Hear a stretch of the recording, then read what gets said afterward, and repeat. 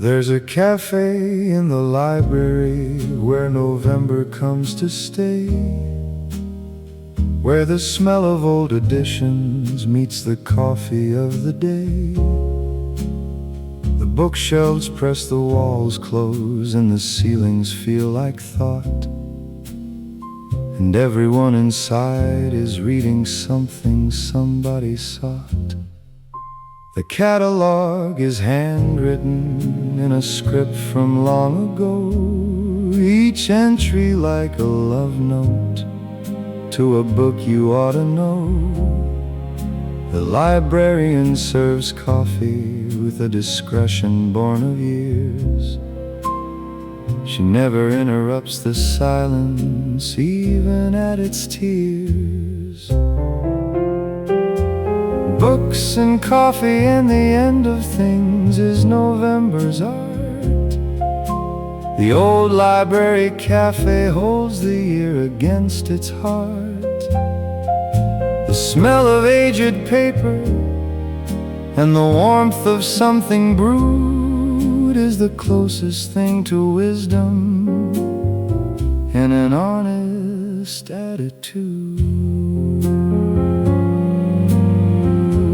I found a margin note inside a novel from the stacks, a sentence underlined twice with a comment that attacks the happy ending, calling it a cowardice of sorts, written by someone decades gone in burgundy and thoughts. The cafe closes in November at an early uncertain dusk, and all the books go back to dark and all the day to husk. But something of the afternoon stays pressed inside the shelf, like a flower in a novel, like a reader finding themselves. Books and coffee and the end of things is November's art. The old library cafe holds the year against its heart. The smell of aged paper and the warmth of something brewed is the closest thing to wisdom in an honest attitude.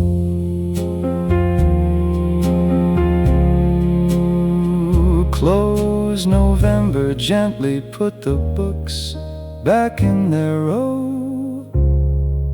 The library cafe will be here when the winter comes to grow.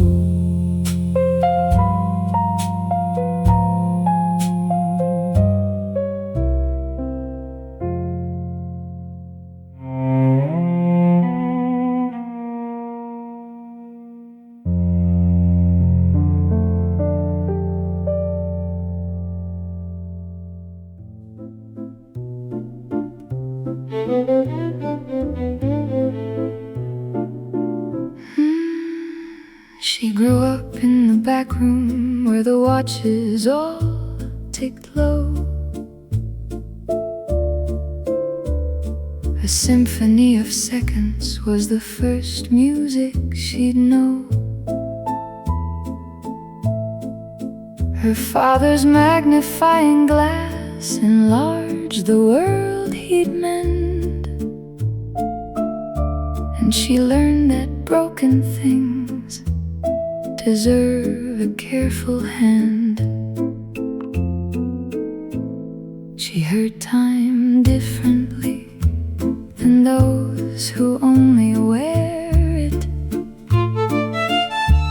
She knew the spaces between the ticks and how to bear it. A second isn't just a second when you've watched it made. It's a gear and spring and intention in a small cascade. The watchmaker's daughter grew up knowing what is rare. That time is something people build with love and patient care. She heard time differently than everyone she knew, and that is why the clocks she made were always running true. She fixed the clock above the cafe, free of any charge. The owner asked, why do it? She just said, it's not so large. The clock had been behind by 8 minutes every day, and 8 wrong minutes daily is a life that slips away. She wound the watches gently with a reverence he'd shown. A woman who had learned that time is all we've ever owned. Her shop is still beside the river. If you need to find someone who treats the minutes like they're precious and designed. The watchmaker's daughter grew up knowing what is rare. That time is something people build with love and patient care. She heard time differently than everyone she knew, and that is why the clocks she made were always running true. Tick the moments carefully, don't let them skip or race. The watchmaker's daughter built a tender sense of place.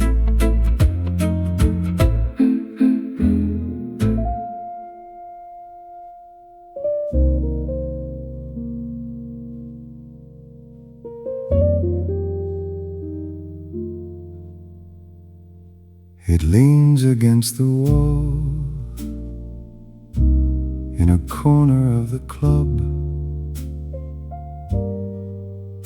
a silent giant waiting since before the first love. The owner says it came with the building when he bought a double bass that someone left and someone else forgot. The player who arrives each Thursday treats it like his own. He bows a note so low it seems to come from somewhere grown. Beneath the floor, beneath the street, beneath the city's hum, a frequency that everyone feels but never hums. The upright bass in the corner nobody mentions much has absorbed 40 years of music in its wooden touch. It holds the room together when the piano finds its key. The bass is just the ground beneath the melody.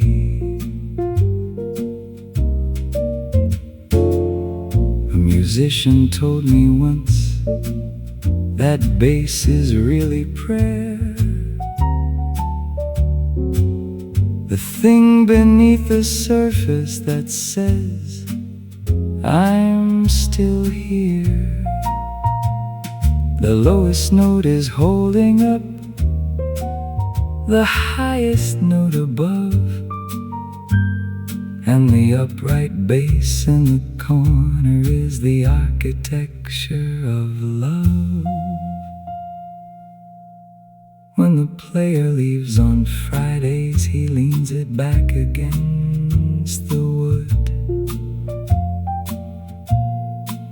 Never locks the case because he says it never should be sealed away from breathing and from taking in the air. A bass needs to live inside the room to be aware. The upright bass in the corner nobody mentions much has absorbed 40 years of music in its wood and touch.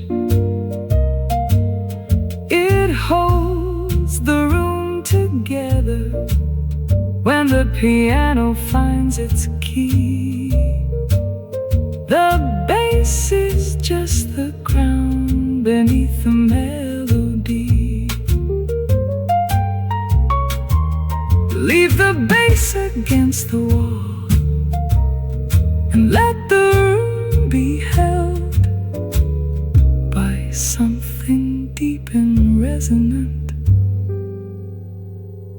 that never needs to be spelled.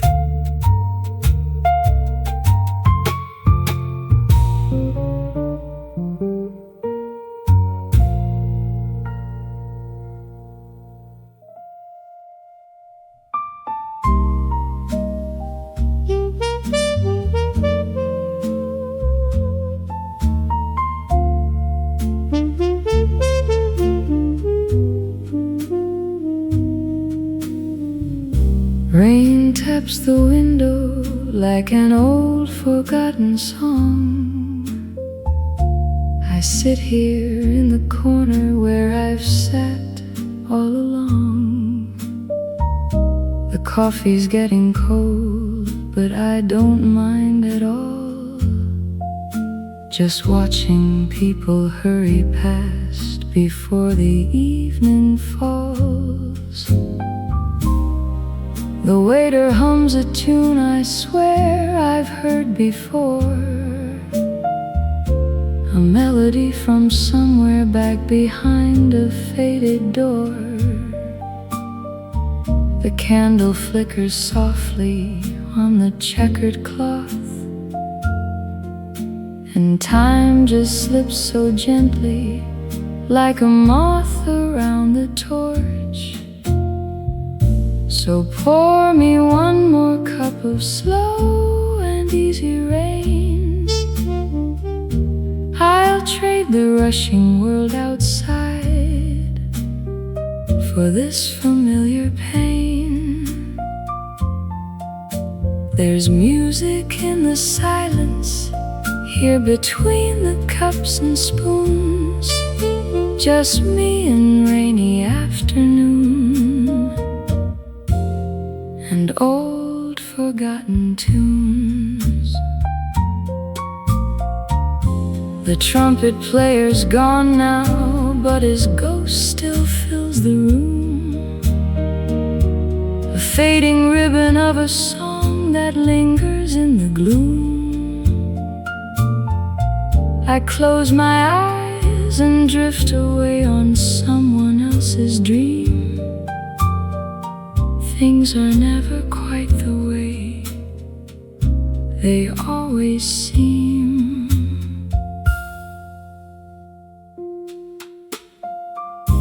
The clock above the counter counts the minutes into years. A photograph behind the bar of someone disappears. The mirror shows a stranger who keeps ordering the same, a cup of rainy afternoon without a face or name. So pour me one more cup of slow and easy rain. I'll trade the rushing world outside for this familiar pain. There's music in the silence, here between the cups and spoons. Just me and rainy afternoon, and old forgotten tunes. The door swings open, letting in the cold November air. For just a moment something warm was standing there. But then the cafe closes up its drowsy amber eyes,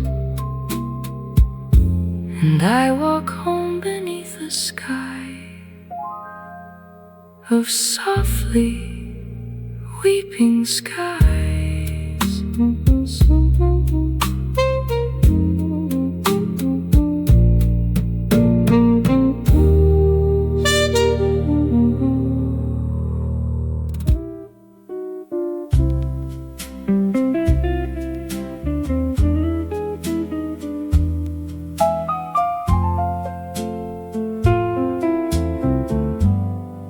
There's a record store on Maple that they're closing down today. The man who ran it 60 years is slowly walking away. He pulls the cardboard boxes from the shelves behind the glass, and every album holds a year he wishes wouldn't pass. I used to come in Saturdays and flip through stacks of gold. He'd recommend the ones he said my young soul should be told. Coltrane and Miles Davis and a lady named Billie Jean. The greatest songs were always in the places in between. The last waltz of the record store is playing out today. The saxophones are crying for a world that slipped away. We built our lives around these grooves, these scratches and these songs, and now the music's fading like it never did belong. Side B was always better than the hit they put on one, the hidden little treasure in the fading afternoon sun. We pressed our ears to speakers and we listened to the whole, not just the shiny single. music of the soul. He locks the door behind him, and he doesn't look around,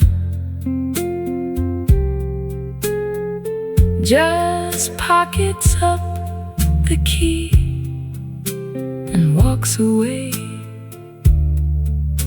without a sound. The window holds his reflection for the last time as he leaves, and somewhere in the empty store a needle softly breathes. The last waltz of the record store is playing out today. The saxophones are crying for a world that slipped away. We built our lives around these grooves, these scratches and these songs, and now the music's fading like it never did belong. By me side B one more time before they close the store. I promise I'll remember every note behind that door.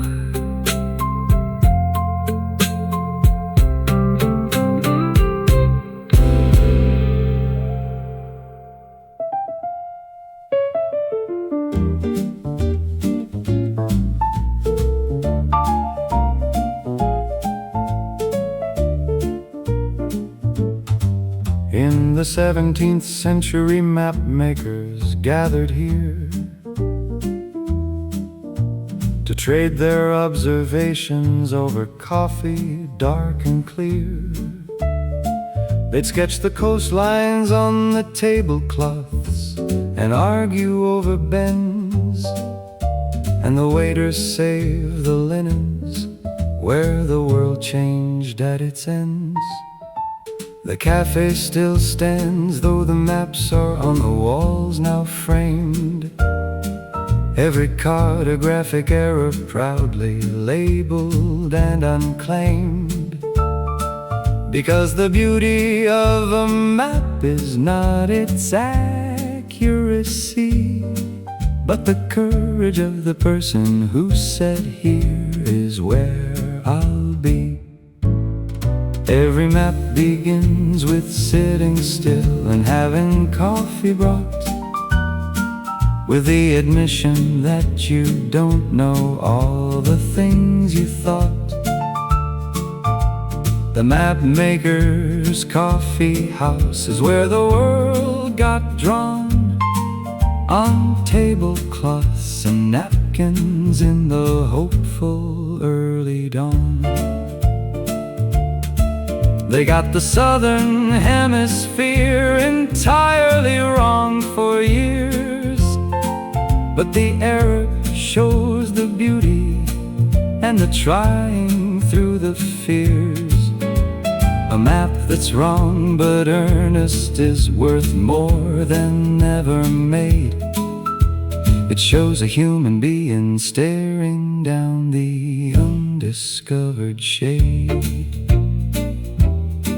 I come here now and order what the map makers once took, and trace the coastlines on my cup like the first page of a book. The world is still unmapped in all the places that I know, and I still need a coffee to let go. Every map begins with sitting still and having coffee brought, with the admission that you don't know all the things you thought. The Mapmakers coffee house is where the world got drawn, on tablecloths and napkins in the hopeful early dawn. Draw your map on any surface, start with where you are. The best cartographers began inside a cafe bar.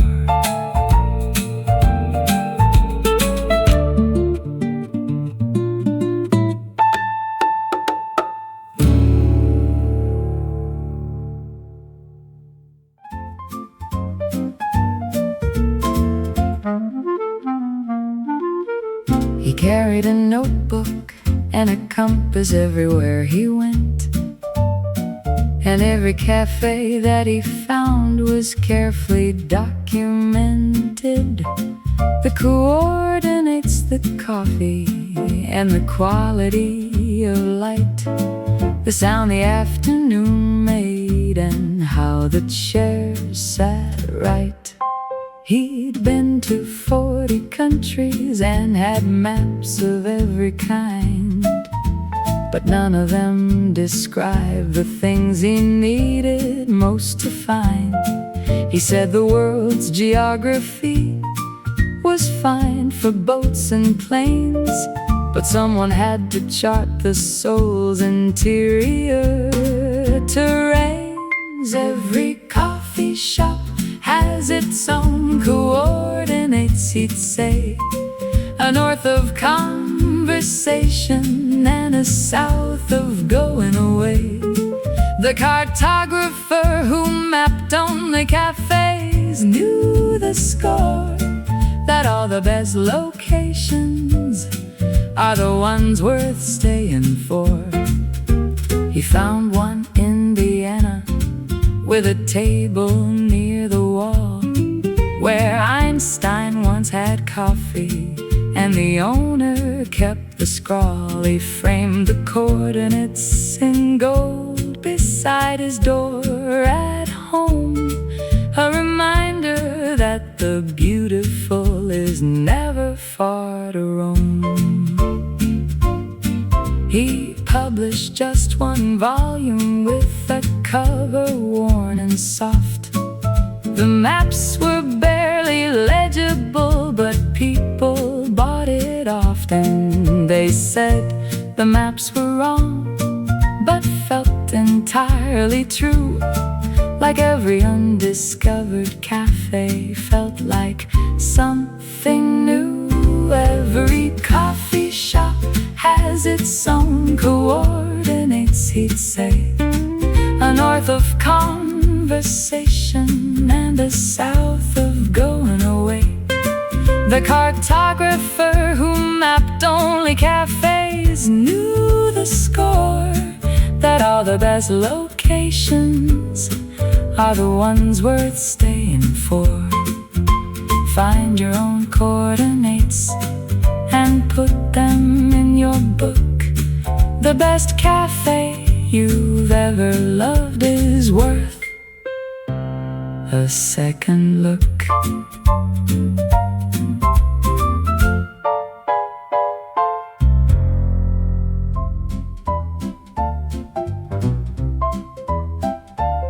In the 17th century, mapmakers gathered here to trade their observations over coffee dark and clear. They'd sketch the coastlines on the tablecloths and argue over bends, and the waiters saved the linens where the world changed at its ends.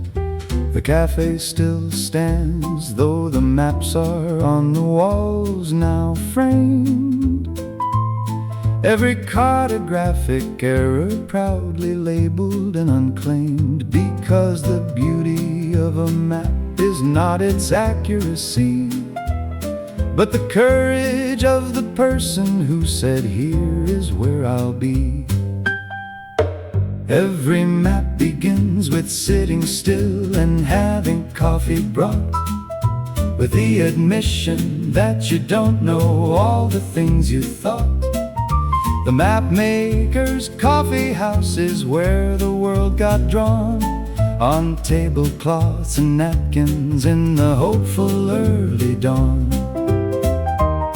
They got the southern hemisphere entirely wrong for years, but the era shows the beauty and the trying through the fears. A map that's wrong but earnest is worth more than never made. It shows a human being staring down the undiscovered shade. I come here now and order what the map makers once took, and trace the coastlines on my cup like the first page of a book. The world is still unmapped in all the places that I know, and I still need a coffee and the courage to let go. Every map begins with sitting still and having coffee brought, with the admission that you don't know all the things you thought. The Mapmakers coffee house is where the world got drawn, on tablecloths and napkins in the hopeful early dawn. Draw your map on any surface, start with where you are. The best cartographers began inside a cafe bar.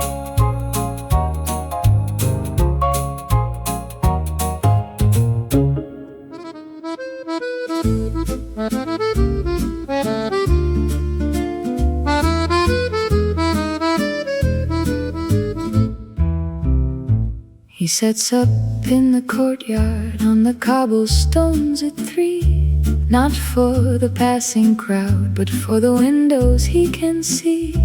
He says the people up there can't come down to where the music is, so I bring it to their altitude and make the music his. 3rd floor, right, a woman always opens up the pane and tilts her head the way you do to something in the grain. 1st floor left, an old man sits and reads without a look, but when the accordion stops, he puts a marker in his book.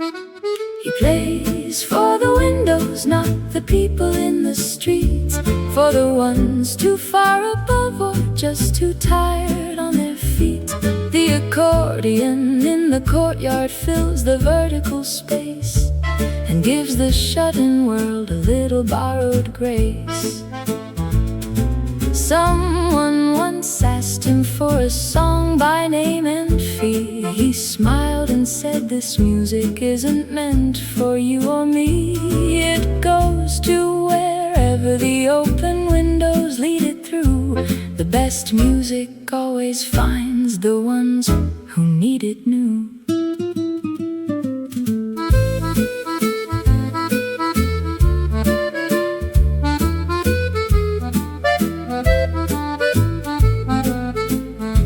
He packs his instrument at 5 and nods up at the panes, a ritual between the music and the window frames. Tomorrow he'll return with something new for the afternoon, a private little concert for the listeners in tune. He plays for the windows, not the people in the street, for the ones too far above or just too tired on their feet. The accordion in the courtyard fills the vertical space and gives the shut-in world a little borrowed grace. Open up your window when you hear music from below. Someone may be playing it for you, and you don't know.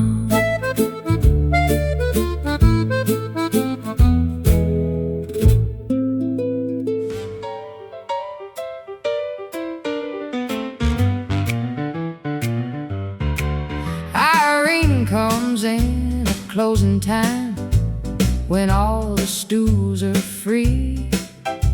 She drops a nickel in the jukebox and she asked for C3.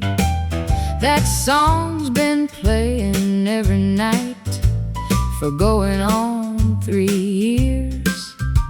Nobody asks about it anymore, they just adjust their ears. The cook looks up from cleaning and the waitress rolls her eyes, but there's a softness in the way they let the song surprise. They've all heard why she plays it, though she's never said a word. It's the kind of story everybody's understood, but never heard. She played that song again tonight at the Blue Spoon Diner close. She plays it for the one she loves, the one she loves the most. Irene and the jukebox have an understanding here that some songs are for the living and some songs for the dear. The record's almost worn now, where the needle hits C3. The manager keeps ordering the same one just to see that Irene gets to play it when the diner shuts its eyes. Some things deserve the reverence of everyday goodbyes. Tonight she sat a little longer, staring at the box. The song played twice around and she just sat and watched the clocks. She left a bigger tip tonight and pulled her collar tight and walked out in the falling rain into the Tuesday night. She played that song again tonight at the Blue Spoon Diner close. She plays it for the one she loves, the one she loves the most. Irene and the jukebox have an understanding here that some songs are for the living and some songs for the dear. Wipe the counter down now, put the chairs up for the night, and let's see C3 keep playing in the parking lot's cold light.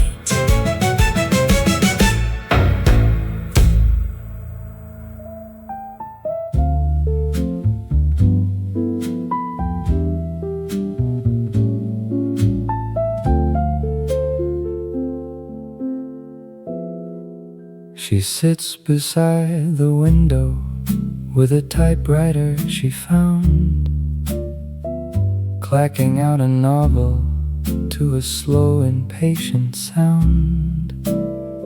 The waiters bring her coffee and they look the other way. She's been here writing something since the 2nd day of May. The pages accumulate beside her in a stack. She crosses things out boldly and she never looks back. The characters she's building have a life inside this room.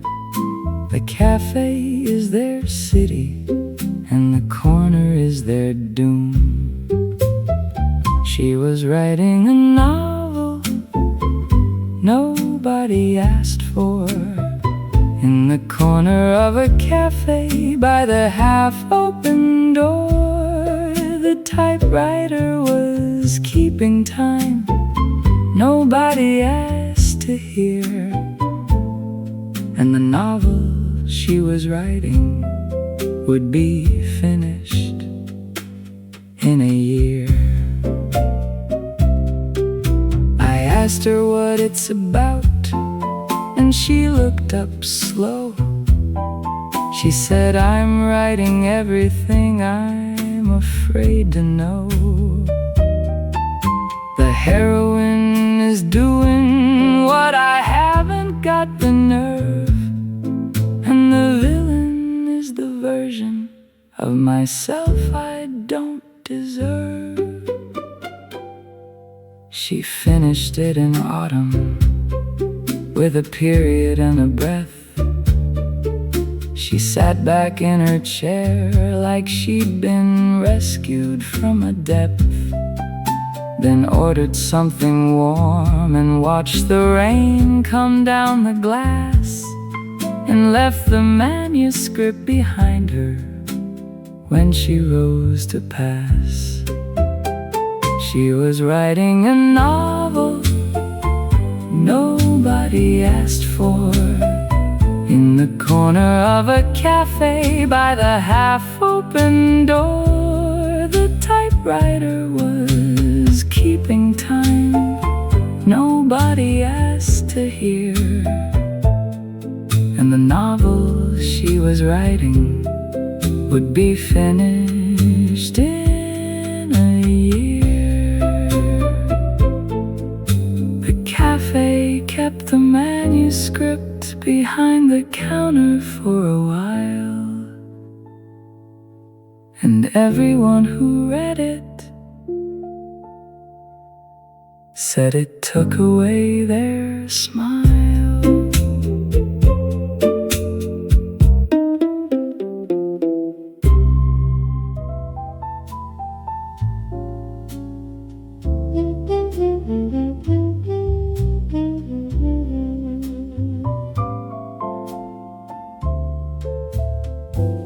Nobody famous comes to the Velvet Blue on Tuesdays. Just people carrying the ordinary weight of their always.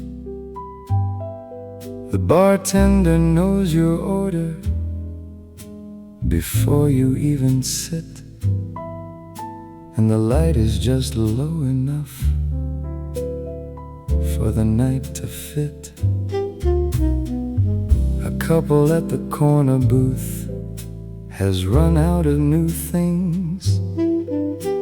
They sit in the comfortable silence that a long love brings. And over at the bar there's a man with a borrowed tie, who looks like he's rehearsing something sad to say goodbye. Tuesday night at the Velvet Blue, nobody cares who you are. You're just a silhouette against a very patient bar. The music doesn't ask you what you do or where you've been, just pours itself around you like a very old routine. The pianist forgets himself between the 8 and 9. He disappears inside a run that doesn't need a line. We all lean in a little when a player finds that place where music stops performing and just breathes inside the space. By 11 all the stories in the room have been exchanged. Not out loud, but in the posture, in the way the chairs are arranged. We're all just Tuesday people in a velvet blue of nights, getting quietly untangled from our personal delights. Tuesday night at the Velvet Blue, nobody cares who you are. You're just a silhouette against a very patient bar. The music doesn't ask you what you do or where you've been, just pours itself around you like a very old routine. Last call at the Velvet Blue, and everyone goes slow. There's something about leaving here you carry as you go.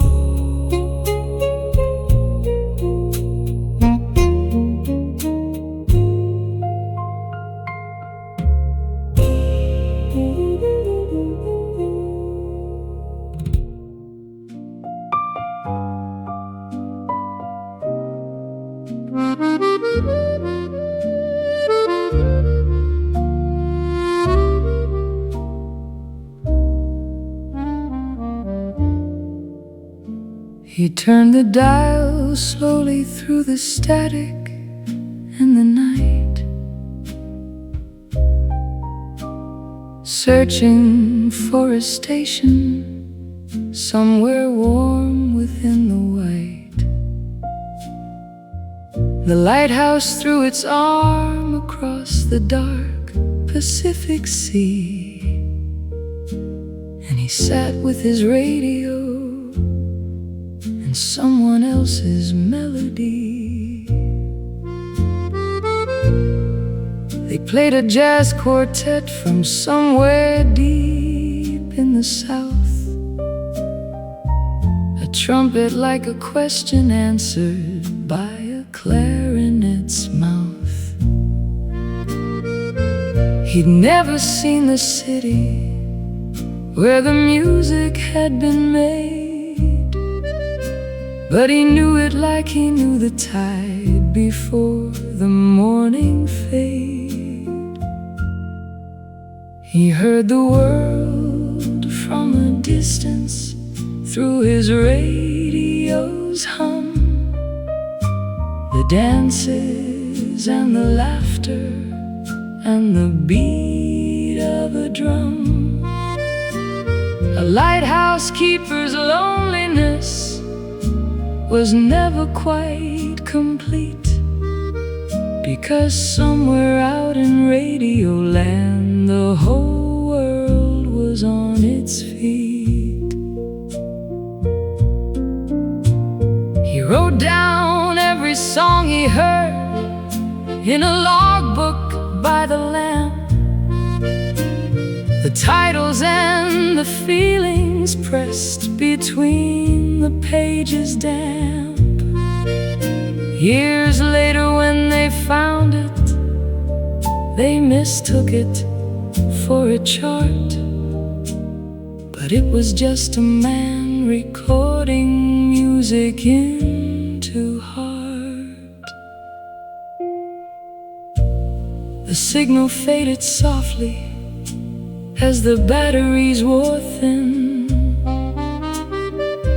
He gave the dial one last turn to pull the voices in. They played a final waltz, and then the static ruled again.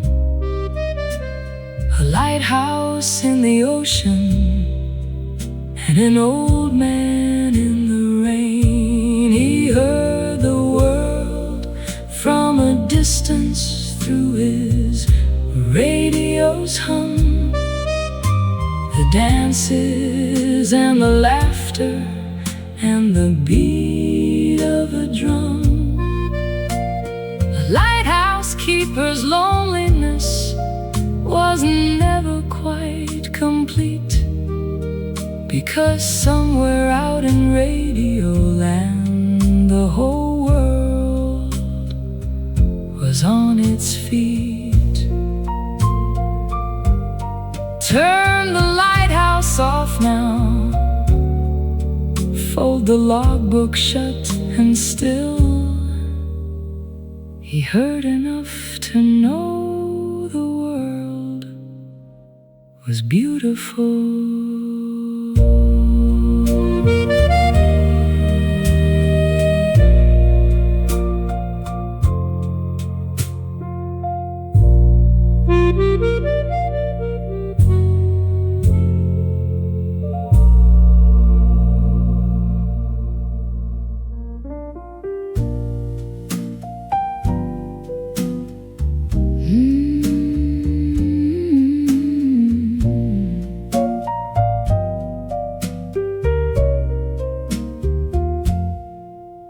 At the end of a 9-hour shift, she takes her shoes off slow.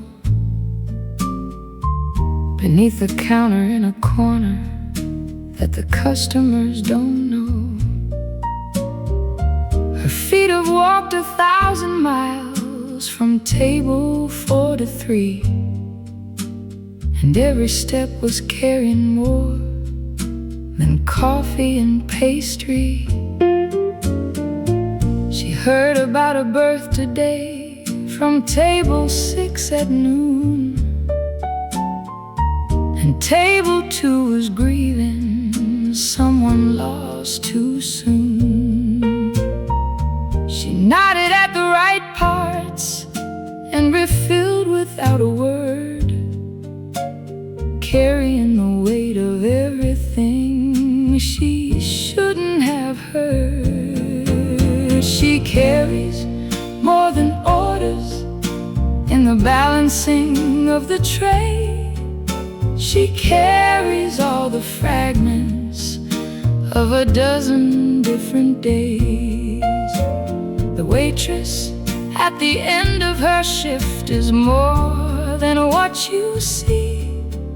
She's holding up the architecture of your cafe memory. The manager once told her that she should smile a little more. She smiled the smile she saves for things she's heard before. Her smile is not a uniform, it comes from somewhere real, from genuinely caring what the tables choose to feel. She leaves with tips enough to take the long bus home, and on the ride she's one more woman, beautifully alone. With all the conversations and the mornings and the years, and probably a song inside she's carried through the years. She carries more than orders in the balancing of the tray. She carries all the fragments of a dozen different days. The waitress at the end of her shift is more than what you see. She's holding up the architecture of your cafe memory. Thank the waitress at the end of every shift you make. She's carrying a little of the world on what she takes.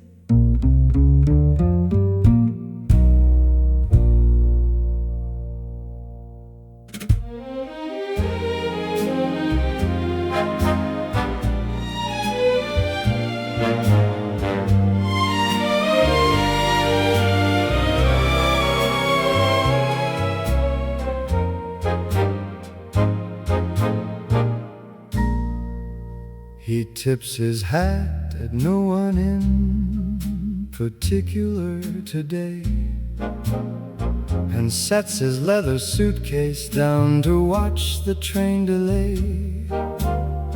The platform holds a memory beneath each cobblestone of every time he left before and every time he's gone.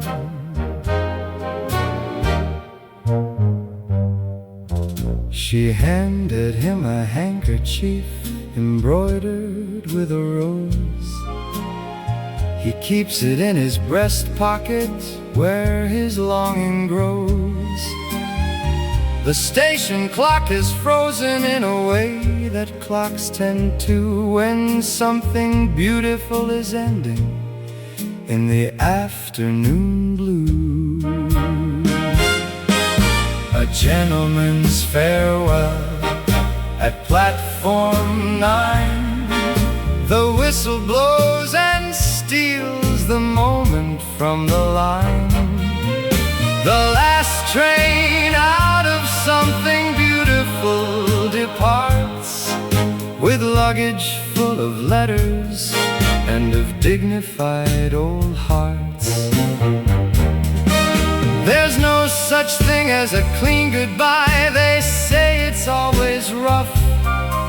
You reach the door and find that turning back isn't quite enough. The train begins to move, and all the things we meant to say get folded into silence and are carried far away. The gentleman retrieves his hat and places it just so. He reads the platform number like it's somewhere he should know. The train arrives in patience and he steps aboard alone, becomes a window figure who is traveling toward home. A gentleman's farewell at platform 9. The whistle blows and steals the moment from the line. The last train out of something beautiful departs with luggage full of letters and of dignified old hearts. The platform slowly empties and the afternoon turns cool. A gentleman's departure and a gentleman's old school.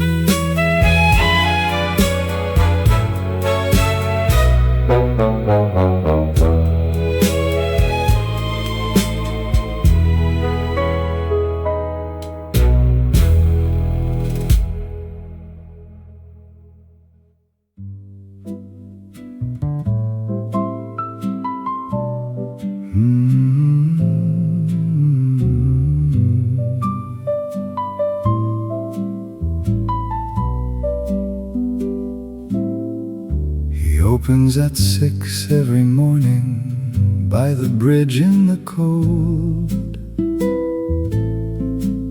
Never sells to neighbors who already know the world he's told. He says a flower given where familiarity resides becomes a decoration, but its meaning quietly hides. A stranger passing through will take a lily or a rose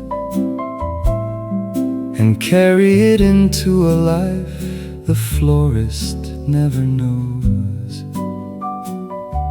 Perhaps it ends up on a table where decisions are made, or handed to a person at the edge of being afraid. Flowers are for people you don't know yet, he said to me. They carry the full weight of possibility, not yet made ordinary by the habit of the known. The florist sells to strangers what the strangers call their own. Once a man came back and said the tulip changed his life. He'd given it to someone who became his wife. The florist only nodded and said, that is how it goes. A stranger is just someone who the universe still owes. I've bought from him on Tuesdays for a year without a name. He treats me like a stranger every time, and I came because there's something wonderful in being always new, in getting fresh white flowers like the morning always do. Flowers are for people you don't know yet, he said to me. They carry the full weight of possibility, not yet made ordinary by the habit of the known. The florist sells to strangers what the strangers call their own. He closes at noon every day and takes the unsold home and gives them to his garden, which he enters all alone.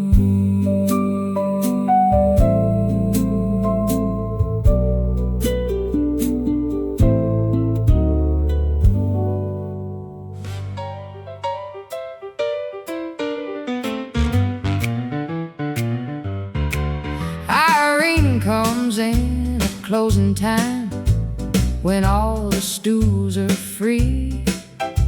She drops a nickel in the jukebox and she asked for C3. That song's been playing every night for going on 3 years. Nobody asks about it anymore, they just adjust their ears.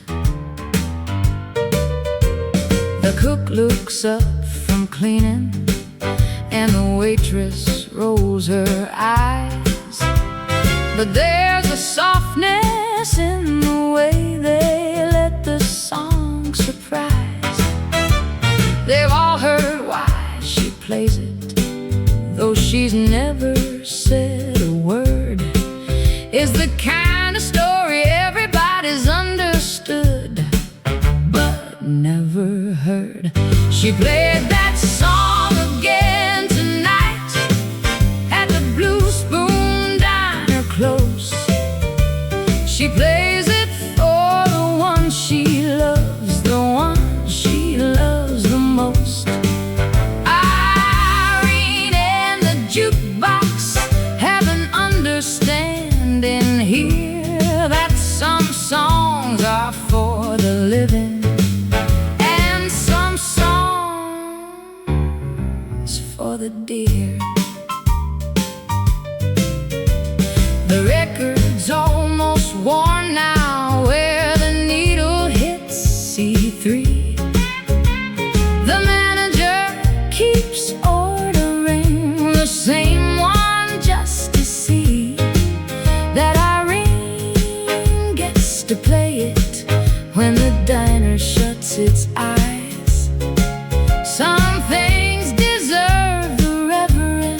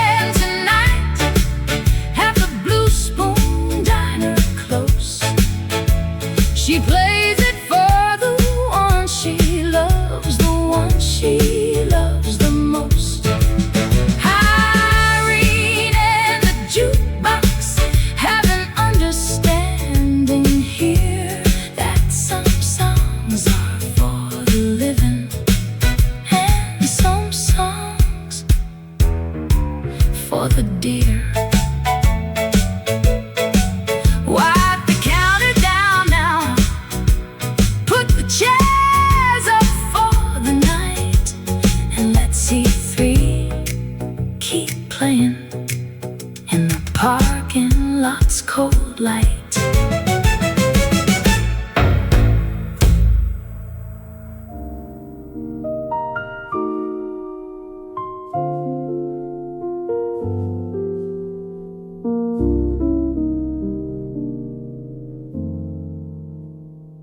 He never touched an afternoon canvas, he would say. The light is compromised by everything that happened in the day. By noon the world has all its shadows in the wrong places.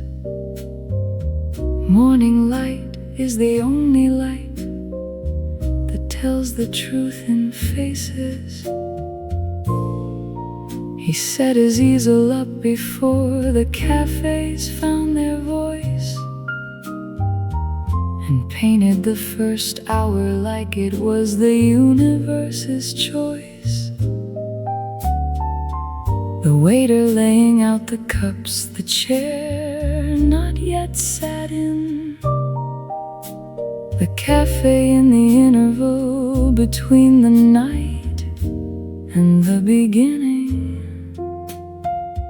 The painter only painted mornings, and he was known to say that all the truest beauty lives before the light of day. Has been negotiated by the needs of ordinary men. The morning is the only time that things are new again. He left his paintings unfinished, always at the stroke of 9, and walked away from canvas and from easel and from line, because he said the morning ends, and if you stay too long, you start to paint the afternoon, and that is something wrong. They hang now in a gallery where mornings live all day. The curator turns off the lights at noon without delay. She says she's honoring his rule about the quality of light, and every painting only shows the world before it got it right. The painter only painted mornings, and he was known to say that all the truest beauty lives before the light of day. Has been negotiated by the needs of ordinary men. The morning is the only time that things are new again. Wake at 5 and see the world before it knows you're there. The painter knew the morning light is something wild and rare. Mm.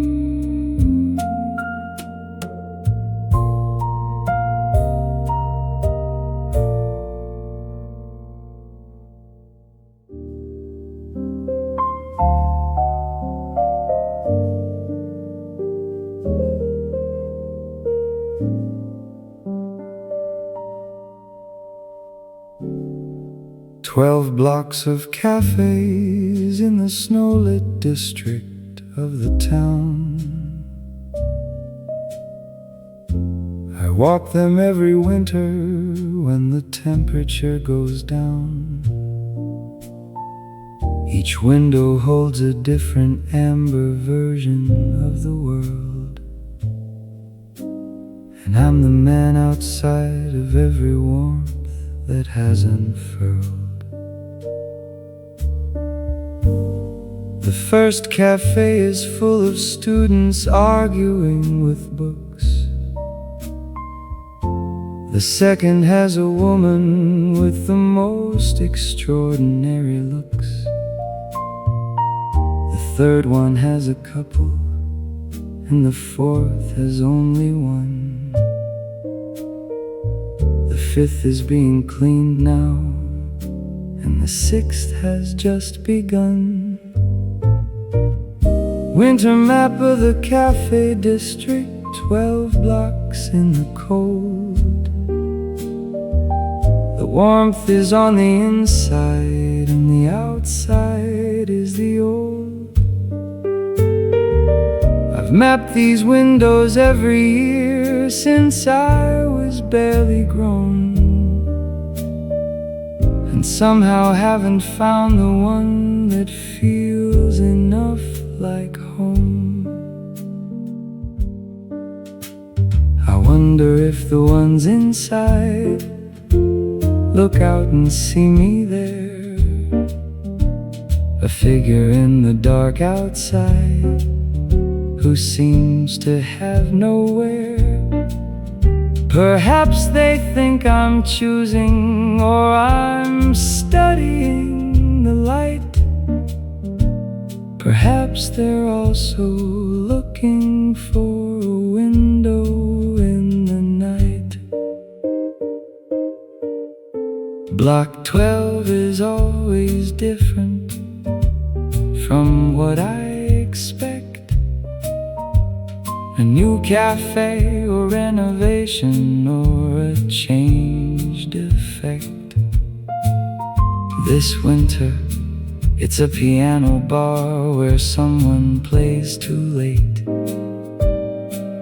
and leaves the door a little open, inviting me to wait. Winter map of the Café district, 12 blocks in the cold. The warmth is on the inside, and the outside is the old. I've mapped these windows every year since I was barely grown, and somehow haven't found the one that feels enough like home. Come inside the 12th block now, put the winter map away. You've been looking for permission to be warm, and you can stay.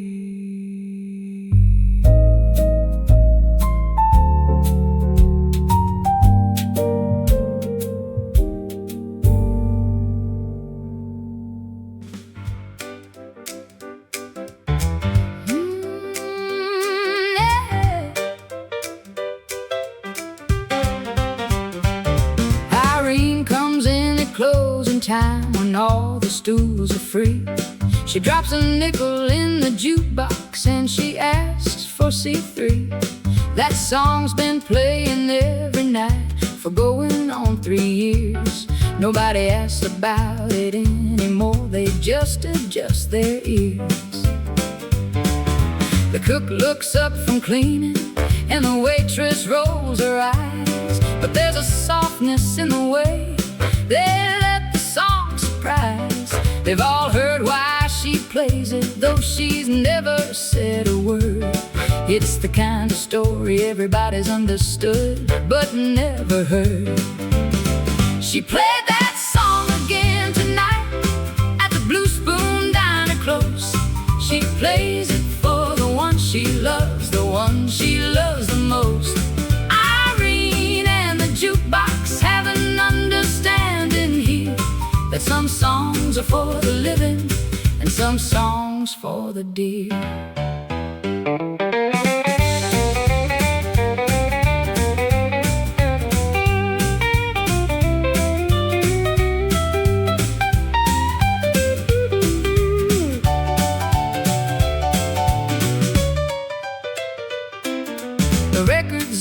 almost worn now, where the needle hits C3. The manager keeps ordering the same one just to see that Irene gets to play it when the diner shuts its eyes. Some things deserve the reverence of everyday goodbyes. Tonight she sat a little longer staring at the box. The song played twice around and she just sat and watched the clocks. She left a bigger tip tonight and pulled her collar tight and walked out in the falling rain into the Tuesday night. She played that song again tonight at the Blue Spoon Diner close. She plays it for the one she loves, the one she loves the most. Irene and the jukebox have an understanding here that some songs are for the living and some songs for the dear. Wipe the counter down now, put the chairs up for the night, and let's see three keep playing in the parking lot's cold light.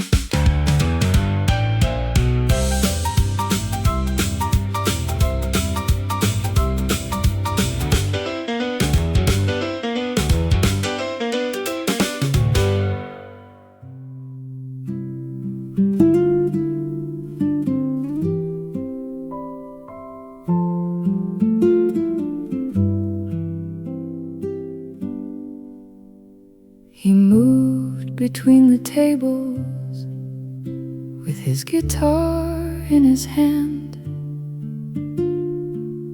He didn't play for couples or for those who'd made their plans. He had a sixth sense for the ones who came in looking down, the ones who ordered quietly and barely wore a sound.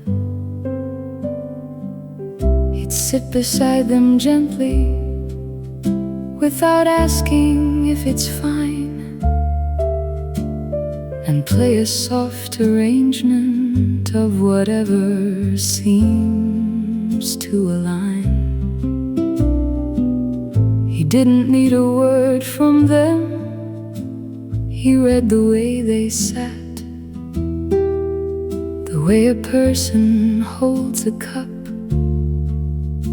can tell you where they're at. He played for the lonely ones, the ones who came in alone,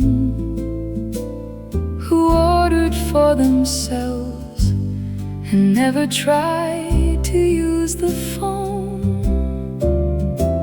His music was a company that didn't need return, just a warmth beside the solitude that helped a person turn. He said once that the lonely ones are just the bravest kind. They come into the world each day with absolutely nothing lined, no safety net of company to catch the falling through, just themselves and a cafe and the morning coming new.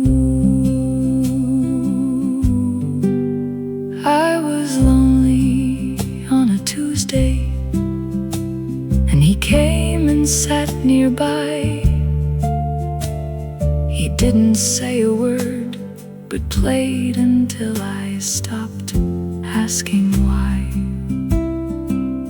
And when he rose and left again, he touched my shoulder light, as if to say the loneliness is also how you find the right. He played for the lonely ones, the ones ones who came in alone, who ordered for themselves and never tried to use the phone. His music was a company that didn't need return, just a warmth beside the solitude that helped a person turn. Find the lonely one beside you and just sit and breathe and play. Sometimes the kindest music is the kind you give away.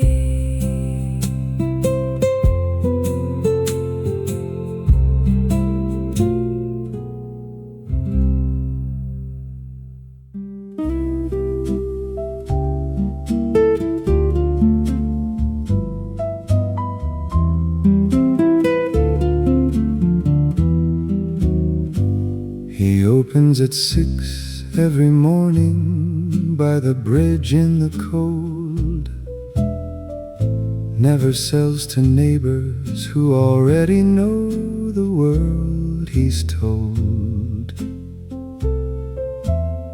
He says a flower given where familiarity resides becomes a decoration, but its meaning quietly hides. A stranger passing through will take a lily or a rose and carry it into a life the florist never knows. Perhaps it ends up on a table where decisions are made, or handed to a person at the edge of being afraid. Flowers are for people you don't know yet, he said to me. They carry the full weight of possibility, not yet made ordinary by the habit of the known.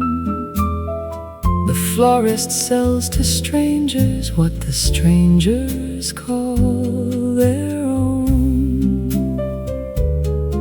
Once a man came back and said the tulip changed his life.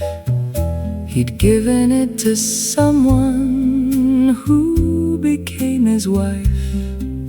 The florist only nodded and said, that is how it goes. A stranger is just someone who the universe still owes. I've bought from him on Tuesdays for a year without a name.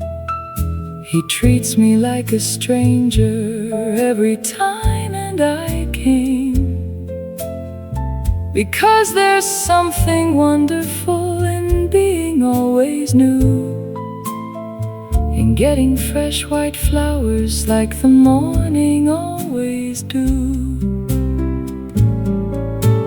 Flowers are for people you don't know yet, he said to me. They carry the full weight of possibility, not yet made ordinary by the habit of the known. The florist sells to strangers what the strangers call their own. He closes at noon every day and takes the unsold home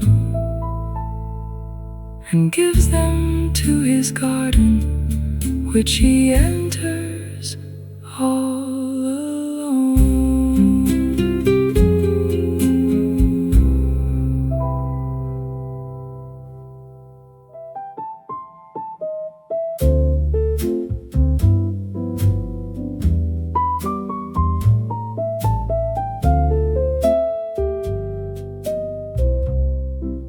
She sits beside the window with a typewriter she found, clacking out a novel to a slow and patient sound. The waiters bring her coffee and they look the other way. She's been here writing something since the 2nd day of May. The pages accumulate beside her in a stack. She crosses things out boldly and she never looks back. The characters she's building have a life inside this room. The cafe is their city and the corner is their doom.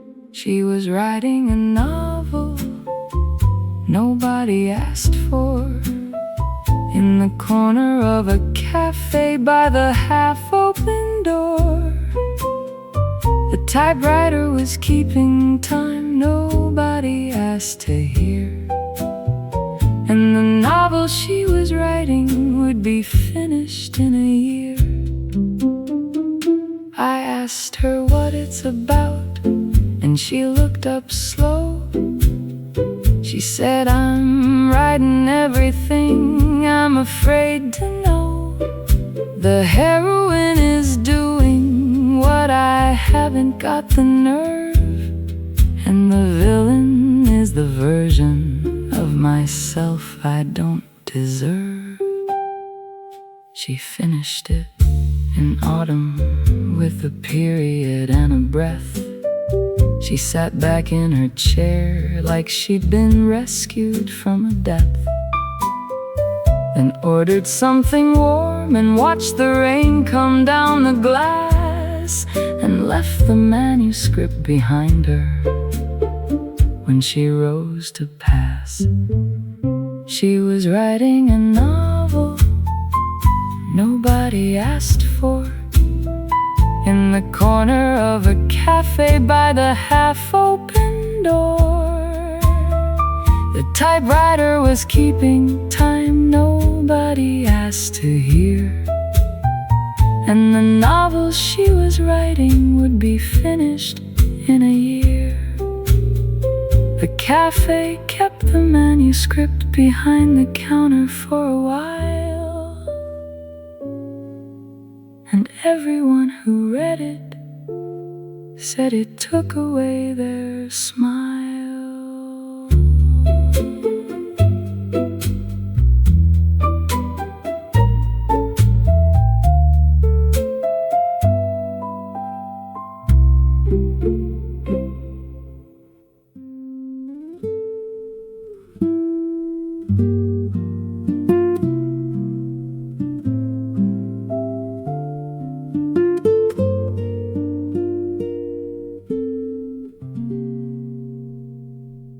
He moved between the tables with his guitar in his hand.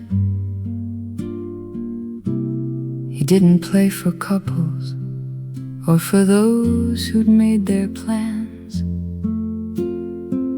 He had a sixth sense for the ones who came in looking down,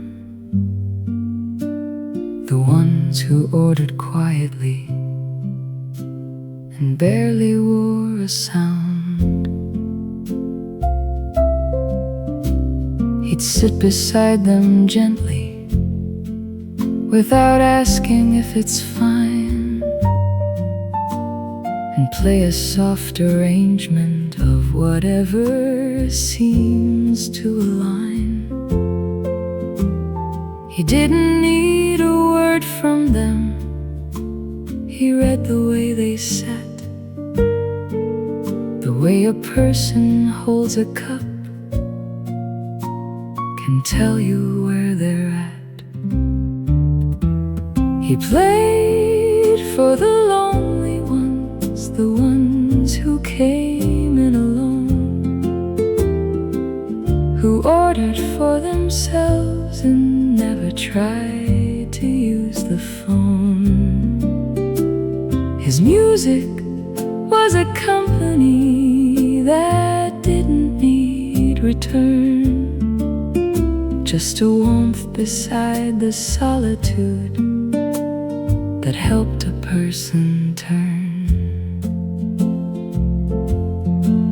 He said once that the lonely ones are just the bravest kind. They come into the world each day with absolutely nothing lined.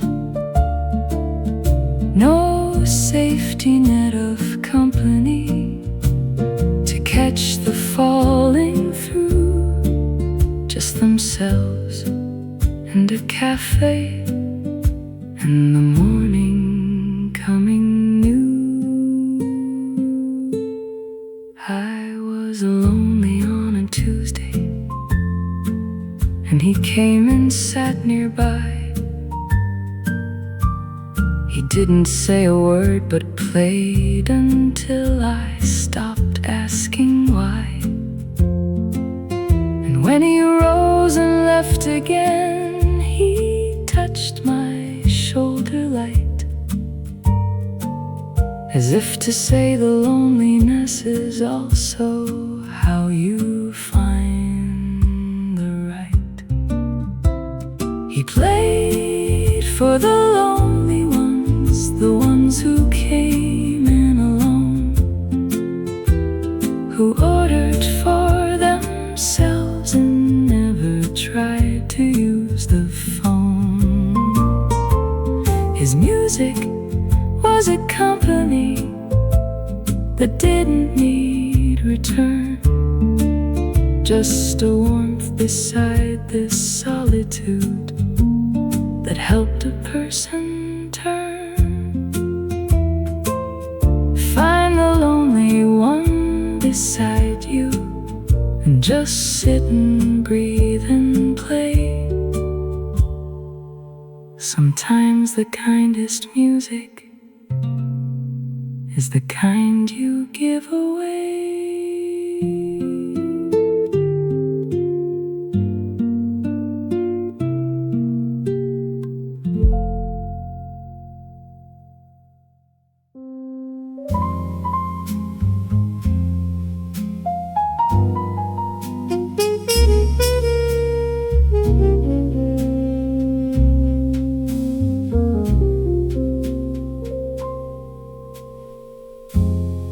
The city lights are bleeding into fog along the bay.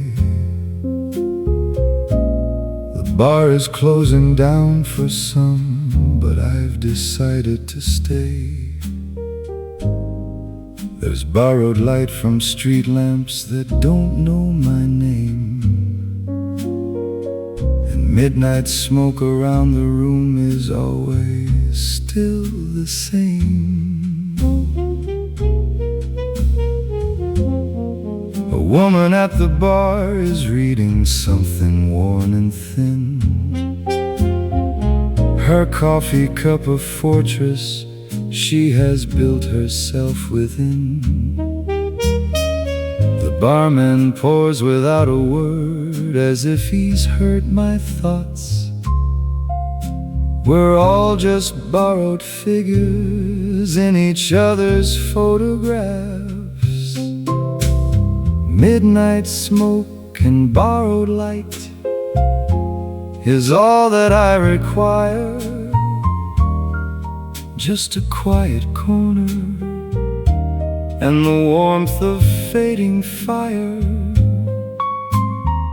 The trumpet plays a phrase that's older than the song it's in, and somewhere in the blue hour I might find my way again.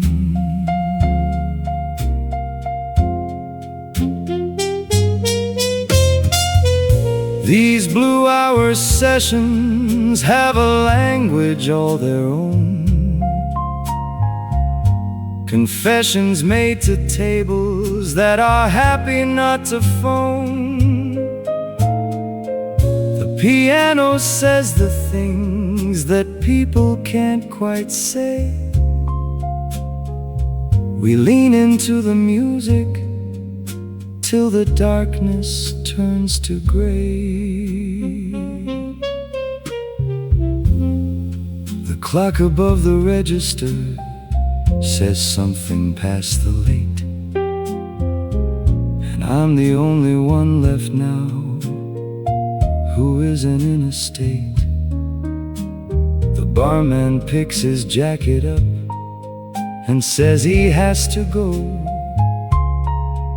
I tell him just one more, I say, I really need the slow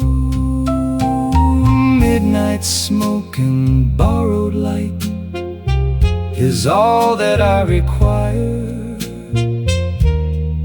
Just a quiet corner and the warmth of fading fire.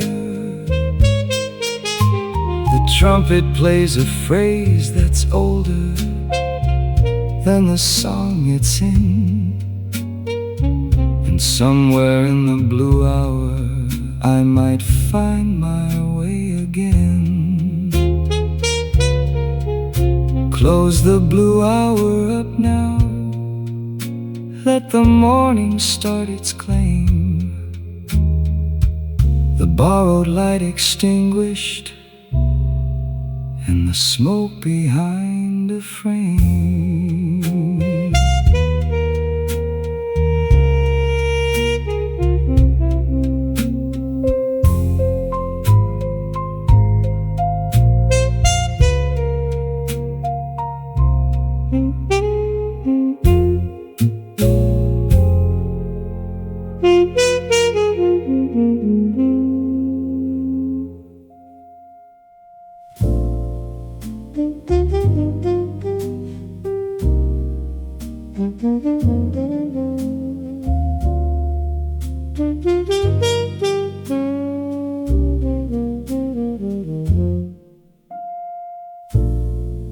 Nobody famous comes to the Velvet Blue on Tuesdays.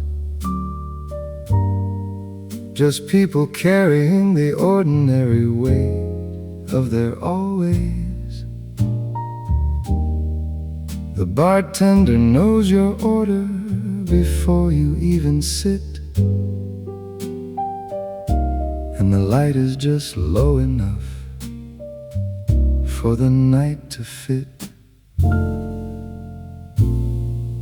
A couple at the corner booth has run out of new things.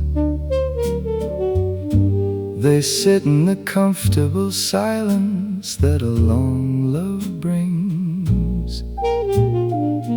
And over at the bar, there's a man with a borrowed tie who looks like he's rehearsing something sad to say goodbye.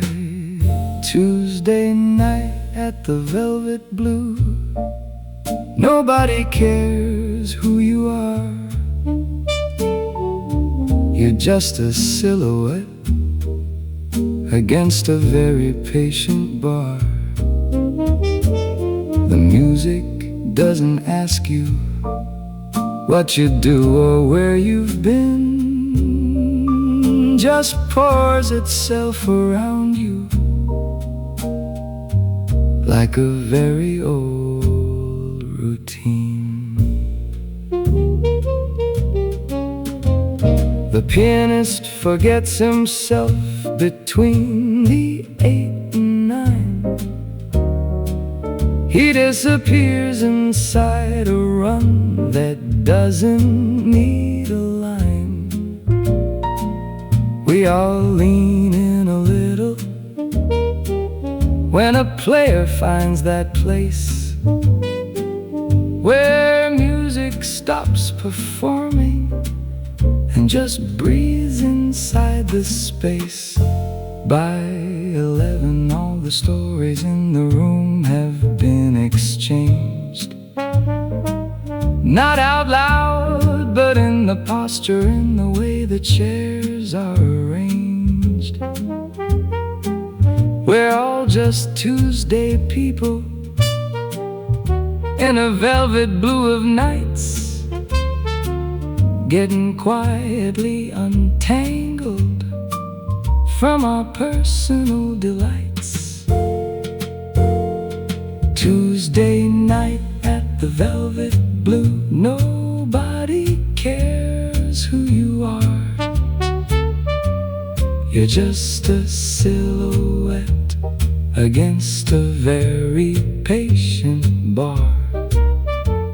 The music doesn't ask you what you do or where you've been, just pours itself around you like a very old routine.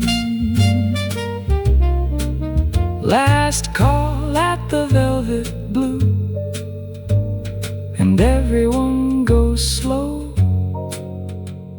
There's something about leaving here you carry as you go.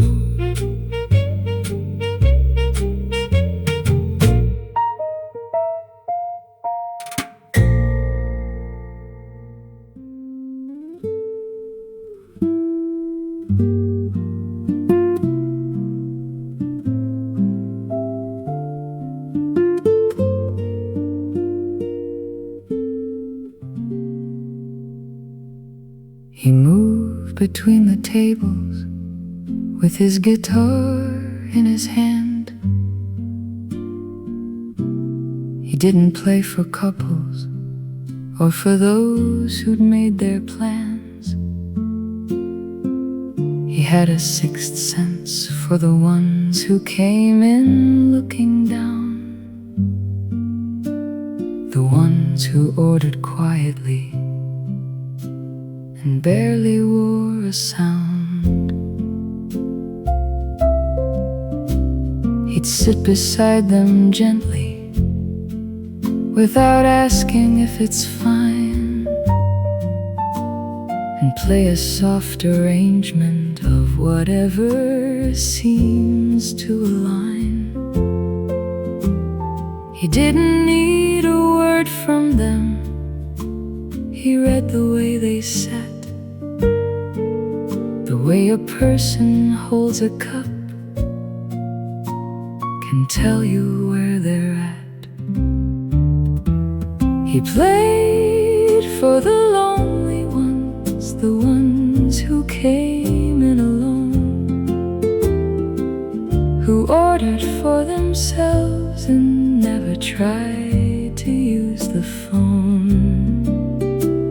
His music was a company that didn't need return, just a warmth beside the solitude that helped a person turn. He said once that the lonely ones are just the bravest kind. They come into the world each day with absolutely nothing lined. No safety net of company to catch the falling through, just themselves and a cafe and the morning coming new. I was lonely on a Tuesday, and he came and sat nearby. He didn't say a word but played until I stopped asking why. And when he rose and left again, he touched my shoulder light, as if to say the loneliness is also how you find the right. He played for the lonely ones, the ones who came in alone, who ordered for themselves and never tried to use the phone. His music was a company that didn't need return, just a warmth beside this solitude that helped a person turn. Find the lonely one beside you and just sit and breathe and play. Sometimes the kindest music is the kind you give away.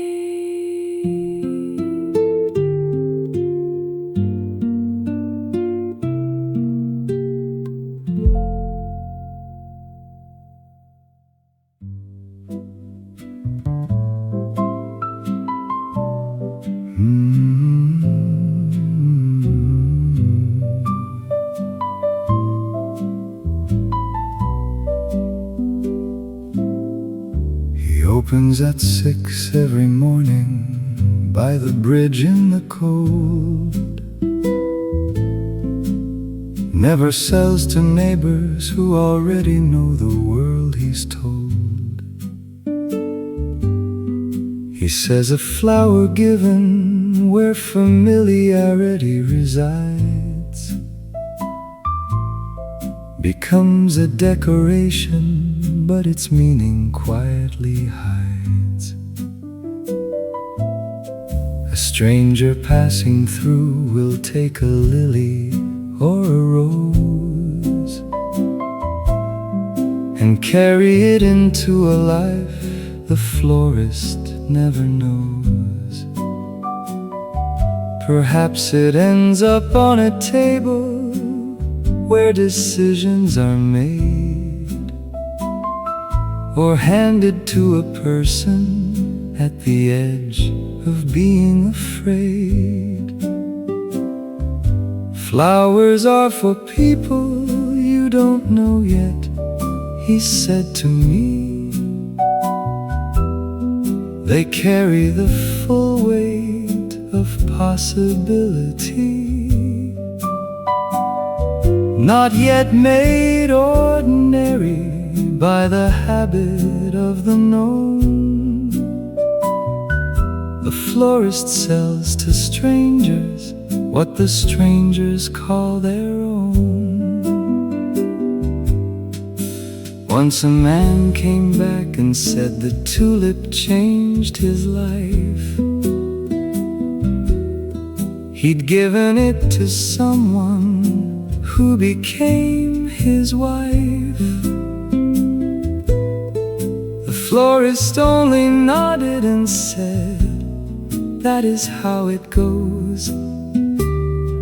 A stranger is just someone who the universe still owes. I've bought from him on Tuesdays for a year without a name. He treats me like a stranger every time, and I came because there's something wonderful in being always new, in getting fresh white flowers like the morning always do. Flowers are for people you don't know yet, he said to me. They carry the full weight of possibility, not yet made ordinary by the habit of the known. The florist sells to strangers what the strangers call their own. He closes at noon every day and takes the unsold home and gives them to his garden, which he enters all alone.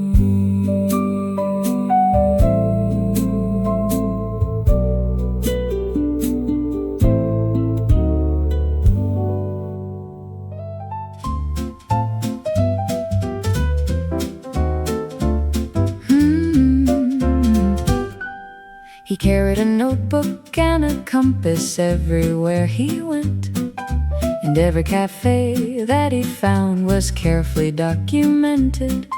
The coordinates, the coffee, and the quality of light, the sound the afternoon made, and how the chairs sat right. He'd been to 40 countries and had maps of every kind, but none of them described the things he needed most to find. He said the world's geography was fine for boats and planes, but someone had to chart the soul's interior terrains. Every coffee shop has its own coordinates, he'd say. A north of conversation and a south of going away. The cartographer who mapped only cafes knew the score, that all the best locations are the ones worth staying for. He found one in Vienna with a table near the wall, where Einstein once had coffee and the owner kept the scroll. He framed the coordinates in gold beside his door at home, a reminder that the beautiful is never far to roam. He published just one volume with a cover worn and soft. The maps were barely legible, but people bought it often. They said the maps were wrong, but felt entirely true. Like every undiscovered cafe felt like something new. Every coffee shop has its own coordinates, he'd say.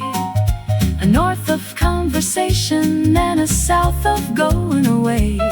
The cartographer who mapped only cafes knew the score, that all the best locations are the ones worth staying for. Find your own coordinates and put them in your book. The best cafe you've ever loved is worth a second look.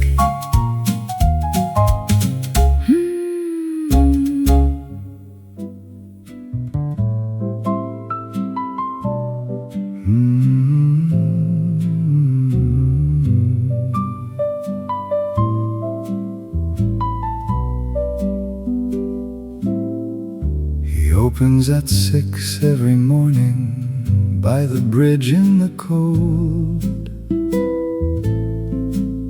Never sells to neighbors who already know the world he's told. He says a flower given where familiarity resides becomes a decoration, but its meaning quietly hides. A stranger passing through will take a lily or a rose and carry it into a life the florist never knows. Perhaps it ends up on a table where decisions are made, or handed to a person at the edge of being afraid. Flowers are for people you don't know yet, he said to me. They carry the full weight of possibility, not yet made ordinary by the habit of the known. The florist sells to strangers what the strangers call their own. Once a man came back and said the tulip changed his life. He'd given it to someone who became his wife. The florist only nodded and said, that is how it goes. A stranger is just someone who the universe still owes. I've bought from him on Tuesdays for a year without a name. He treats me like a stranger every time and I came, because there's something wonderful in being always new, in getting fresh white flowers like the morning always do. Flowers are for people you don't know yet, he said to me. They carry the full weight of possibility, not yet made ordinary by the habit of the known. The florist sells to strangers what the strangers call their own. He closes at noon every day and takes the unsold home, and gives them to his garden, which he enters all alone.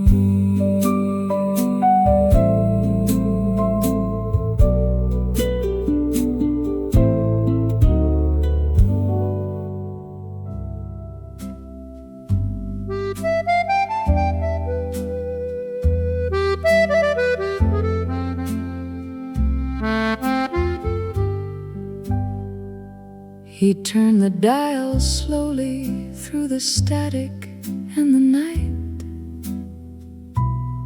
searching for a station somewhere warm within the white. The lighthouse threw its arm across the dark Pacific Sea, and he sat with his radio and someone else's melody. They played a jazz quartet from somewhere deep in the south, a trumpet like a question answered by a clarinet's mouth. He'd never seen a city where the music had been made, but he knew it like he knew the tide before the morning fade. He heard the world from a distance through his radio's hum, the dances and the laughter and the beat of a drum. A lighthouse keeper's loneliness was never quite complete, because somewhere out in Radio Land, the whole world was on its feet. He wrote down every song he heard in a logbook by the lamp, the titles and the feelings pressed between the pages damp. Years later when they found it, they mistook it for a chart, but it was just a man recording music into heart. The signal faded softly as the batteries wore thin. He gave the dial one last turn to pull the voices in. They played a final waltz and then the static ruled again. A lighthouse in the ocean and an old man in the rain. He heard the world from a distance through his radio's hum, the dances and the laughter and the beat of a drum. A lighthouse keeper's loneliness was never quite complete, because somewhere out in Radio Land, whole world was on its feet. Turn the lighthouse off now, fold the logbook shut and still. He heard enough to know the world was beautiful.